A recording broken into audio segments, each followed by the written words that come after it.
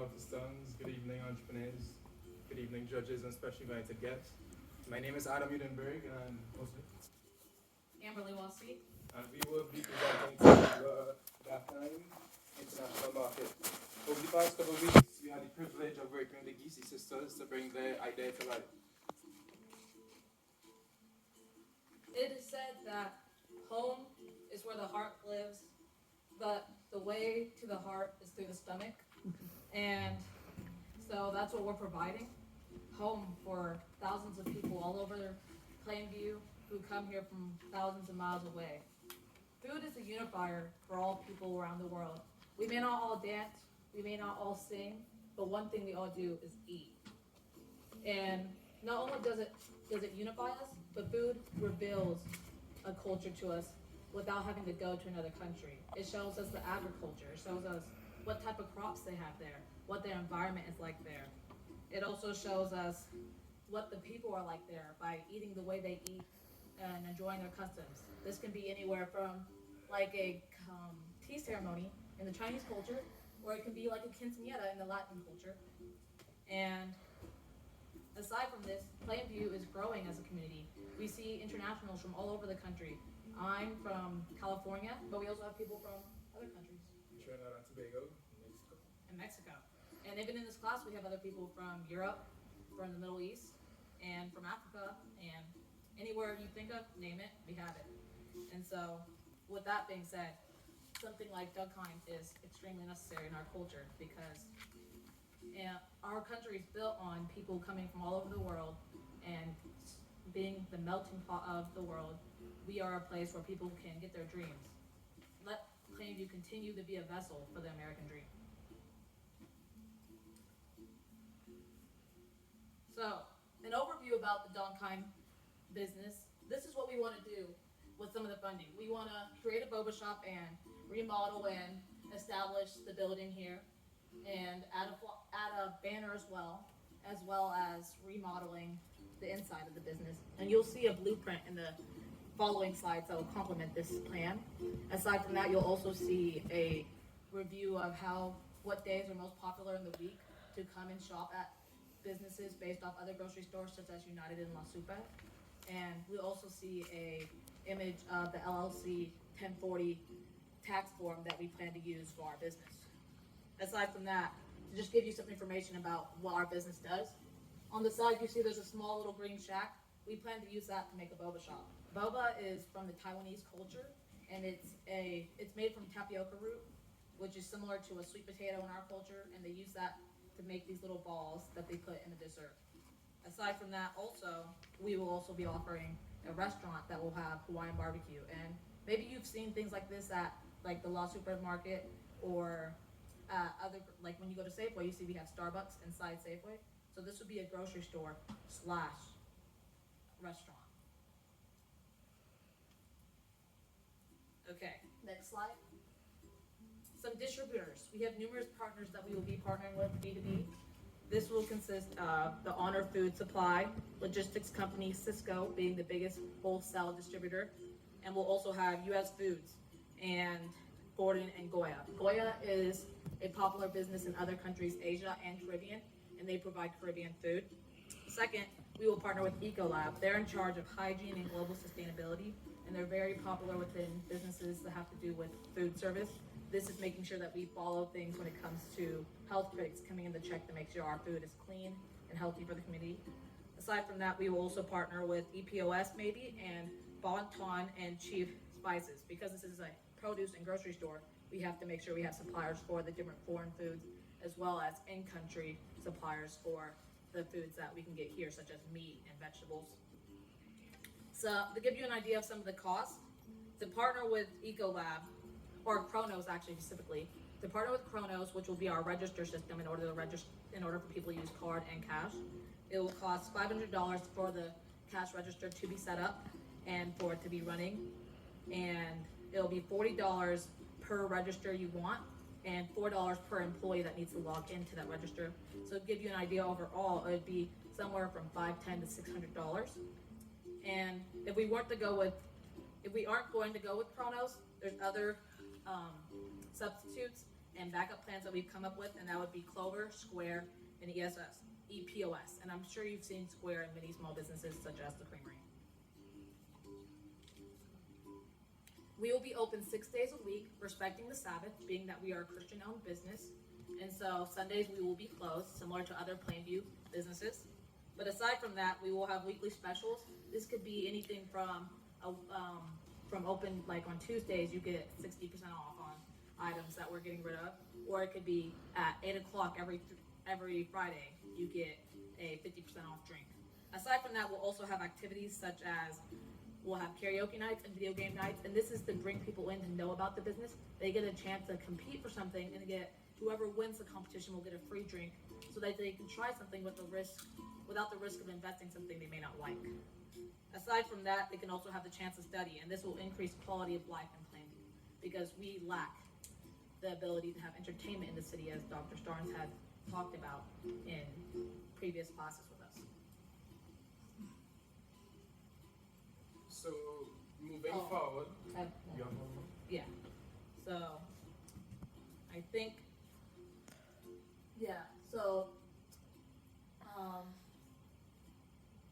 aside from the lounge area, we'd also be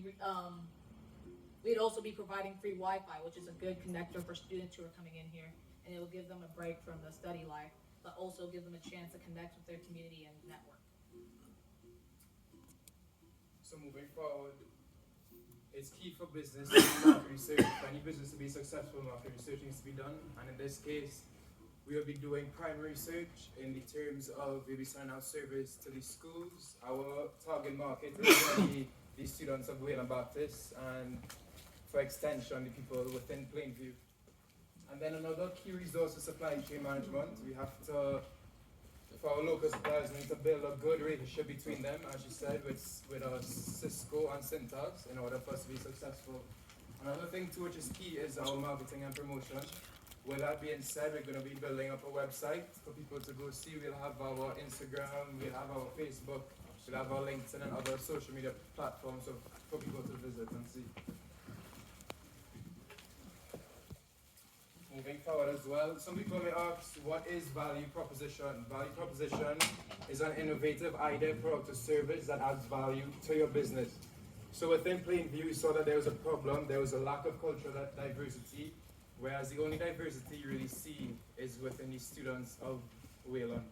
So we saw that was a problem, and the way that we wanted to help was by providing a grocery store attached with a restaurant and a fresh one that will be sold in person, and then there will be options for the delivery as well as the business expands. Another thing that I thought would add value is affordable pricing. The pricing will be tailored to suit Wayland students, and by extension, the people of Plainview. Another thing too is the cultural events and experiences. As Amber said earlier, they're going to have karaoke nights where people could come together as one, and you meet new people, you have fun, you enjoy yourself. Another thing too that would add value to our business as well is the convenient grab and go options. We want to have an app as well, because we know a lot of people are busy. You may not be able to come and stop in and wait for your food and whatnot, so you're able to order over the app, order over the website, and you could just come, grab and go as you like. So I broke down the cost structure for you all. So first, you're going to have facility costs. So the rent, indirectly speaking, the Geesey sisters, we decided rent will be $500 a month. Utilities, like we kind of estimated, it'll be $456 a month. The POS system will be an upfront cost of $1,500. And then our inventory costs could range from somewhere between packaging, can range anywhere from $500 to $2,500 a month. The food and ingredients can range anywhere from $600 to $2,000 a month. And that image is an image of the POS system, which you can clock in either fingerprint or password. Cost structure is continued, so our labor costs, we spoke about it, and a reasonable price we got on was $10 an hour, salaries and wages. Marketing and promotion is very key, so in advertising, we're going to have an upfront cost of $1,500. I mean, here and there might fluctuate with the Instagram ads and other ads. And then our website and online presence will be $1,000 per year, because as we all know, technology changes every single year, so you want to keep to date with what it is. And then our miscellaneous costs, a contingency fund, also known as an emergency fund. A rule of thumb is that you should always have 10% of your monthly income.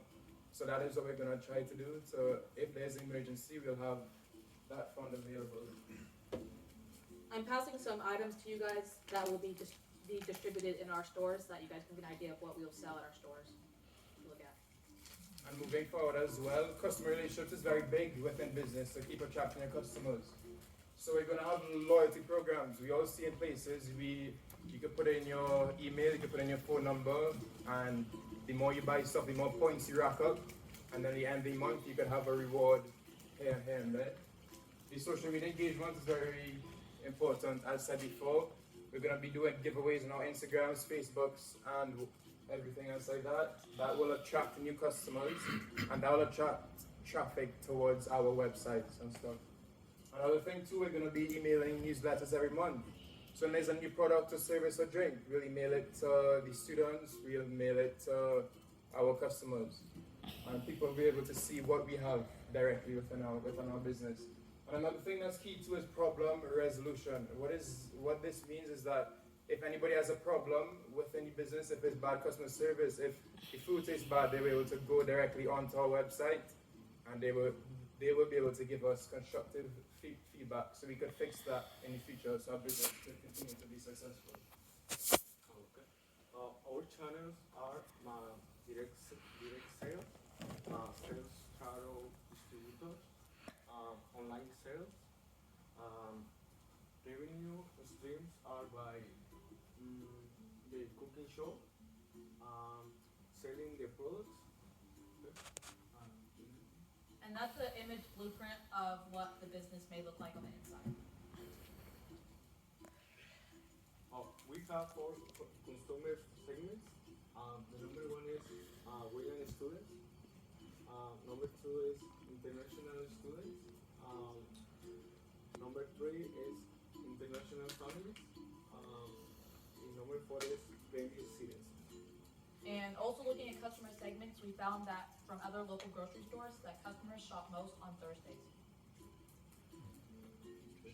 As well, analysis. Mental note. Friends, it's very close to the campus, and that is for students who do not yet have a card. Okay? It will bring business creation and employment to Pembroke. Okay? The location can be found easily. It is on the main access road, 5th Street. Okay? Diverse product range and continuing employment. Weaknesses is high cost to renew, Innovate. inadequate marketing strategies, dependence on international supply, perceivable Inventory challenges. inventory changes, opportunities. It can be a very good thing for lovers of different cultures. Opportunity is expand to levels. Partner with local investors. Partners with local delivery services like DoorDash. And three, increasing competition, like another restaurants similar. Supply chain disruptions, not being able to have enough product. During the summer, majority of students go back to home to their countries and cities. Input cost and inflation.